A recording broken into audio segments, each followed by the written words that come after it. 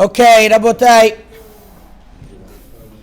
One of the central themes of Rosh Hashanah is dipping the apple in the honey. Honey is a big deal on Rosh Hashanah. It became a big market. There are songs about it. But there are some Sephardim, and many of them actually, that not only they don't dip in honey, but they don't have honey at all at the table. Instead, there is sugar at the table.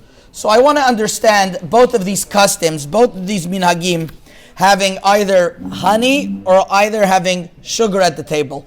And number two, when somebody at the meal, when you're going to have bread, there's two different customs. Some don't have salt at the table at all. Instead, they have honey. There are some people like that. And some have both. So let's try to understand that custom as well. So we'll start with the following, Rabotai. Where does the concept of honey come in? So it's written in the Shulchan Aruch, Siman Taf Resh, Taf Kuf Pe Gimel, based on the Gemara, that a person should make simanim on the night of Rosh Hashanah. Masechet Kritu Davav. Yeh Adam Ragil Yechol BeRosh Hashanah Rubia. He should eat all types of foods that is a siman for him to have a Shana Tova. The Rama says, V'yesh noagin le'echol tapuach matok bidvash. There are those who have a custom to have a apple with honey, and they say Titchadesh alenu Shana Tova u'metuka. So here you have the source of honey.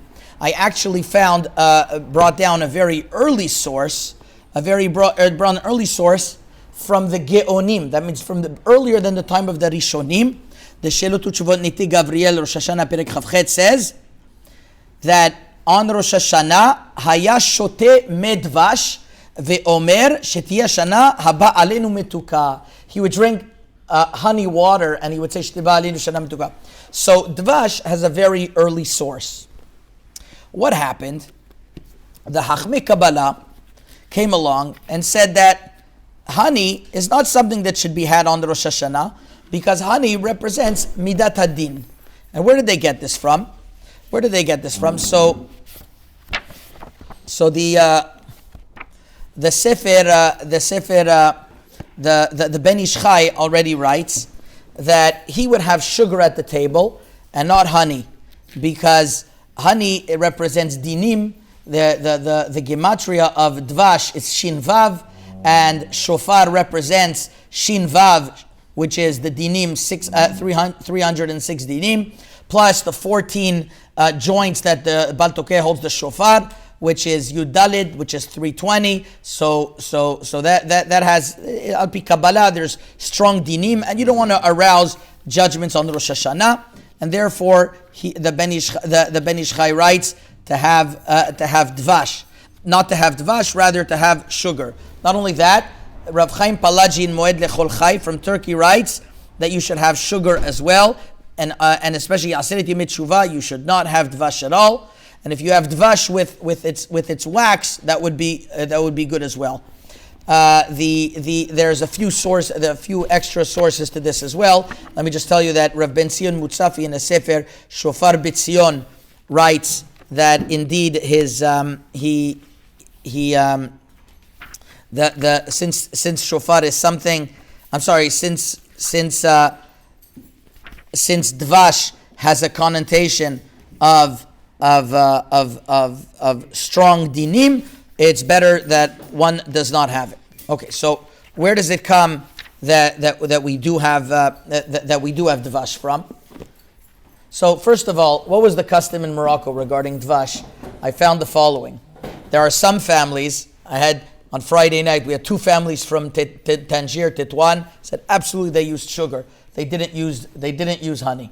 Also, the Sefer Brit Keuna Minaged Jerba writes explicitly as well that their custom in Brit Keuna Ma'arechet Resh Ot Yud writes as well that their custom was to use sugar and not dvash. Okay, so I saw it first of all in the Kitzur Shulchan Aruch of Rabbi Baruch Toledano.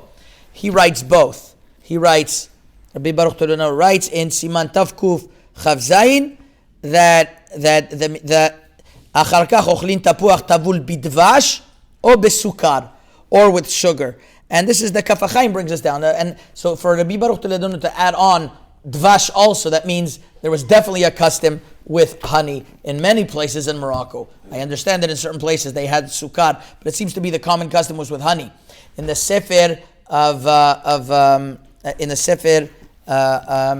Yisrael Saba from Baba Saleh, over there it's written that the minhag of Baba Saleh was tapuach bidvash, with honey. We'll see what he did. He also took cubes of sugar and dipped them in honey, and he said that the sukar lavan should be mamtik with the dvash, which is din akashya. So great mikubalim had a minhag of dvash as well. The Ramah brings it down. We have from the Geonim. So there's definitely a strong case to have honey. So you don't have to change the children's songs. Dip the apple in the honey. Dip the apple in the sugar. It doesn't go that way either.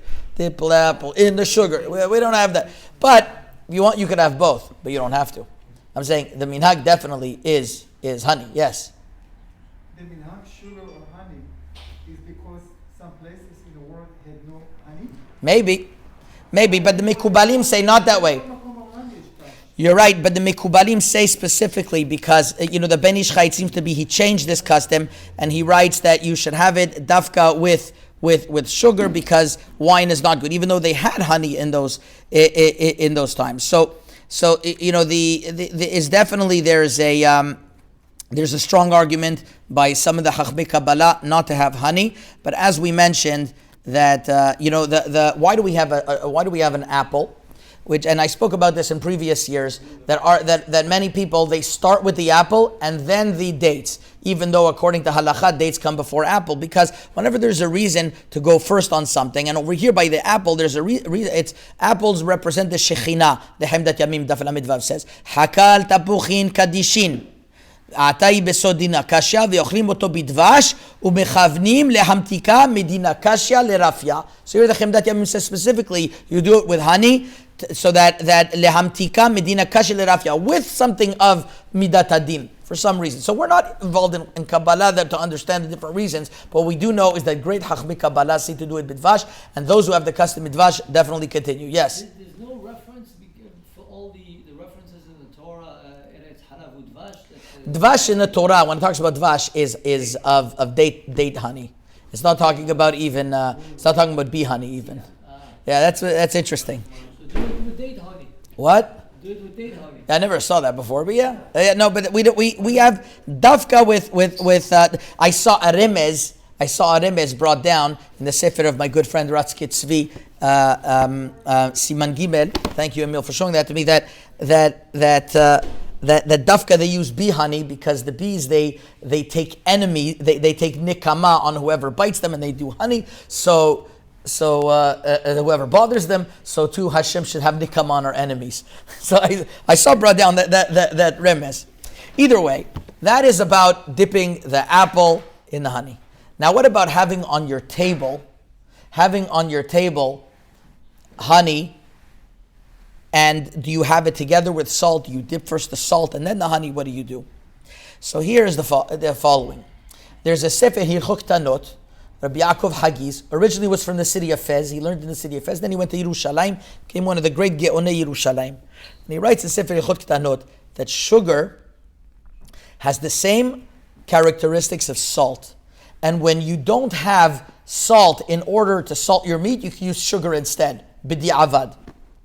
It's a very big chidush, and he says that in the time of the korbanot, when they would salt the meat, if they wouldn't have salt, they would be able to use sugar. It says, Al kol korban melech, kol sero v'chol davash lo taktiru ishel Adonai. You're not allowed to bring anything else. He says, but aseh, whenever you have an aseh of salting the meat, that would be doched that lo ta'aseh or lo taktiru.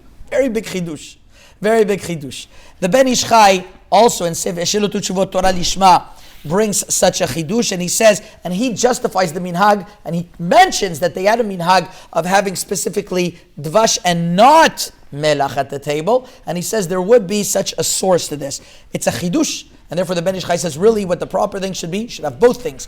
You should have sugar at the table because he doesn't like to use dvash, sugar and salt. And you should dip with the salt first because there's a inyan to dip al pi Kabbalah in salt. Melach is 3 times Yud Ke Vav Ke. It has a whole connotation to it. And when you dip the salt, you have the kavanah for salt and then honey. So that is and then sugar. That's what he writes. But in the Sefer of Baba Saleh Israel Saba, even though he used honey for the tapuach bidvash, but he at the table had salt. He at the table had salt, and he dafka dipped with salt. The apple or the bread? No, the bread. Now I'm talking about the bread. He dipped I'm sorry, I said apple. He dipped the bread with salt, and it doesn't even say he did it afterwards with dvash. But the Ben Ish Chai says what to do. And also I saw in Rabbi Baruch Toledano, in that same siman, he writes, נוהגים לטבל הפרוסה של המוציא אחר שטבלה במלח יטבלנו בדבש או בסוכר וכן יעשה בלית שני. So he says to do first with melach and then with dvash or sukar. With dvash or sukar. So there is a custom brought down based on this Sefer Hilchot Ktanot, and there's a Sefer called Maaseh Avraham, Rabbi Nisim Ashkenazi. He was a Rav in Izmir, Yoredea Siman Lamed, that after he brings the Hilchot Ktanot, he says, therefore on Rosh Hashanah, you can have sugar instead of salt. So there are mikorot to say to be able to have sugar instead of salt, but it's definitely a chidush. It's definitely a chidush, and therefore there are 2 customs in this regard. The Sefer Kitzvi, you want to see, he has more material on this about having both customs together. But as we mentioned, that based on the Sefer Ktsei Mate,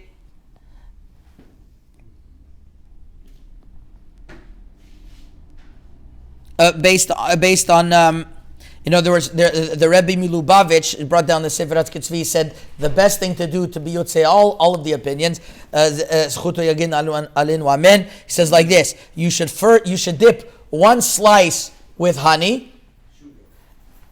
He says honey, and then another slice with salt. That way you're Yotzei everyone. In the same slice, you shouldn't do both. That's what he said. So you have 3 customs. Either you only have dvash or sugar, your preference, your conviction. That's a chidush. Either you have both. That means melach and sugar or honey. Either you have both but in different slices.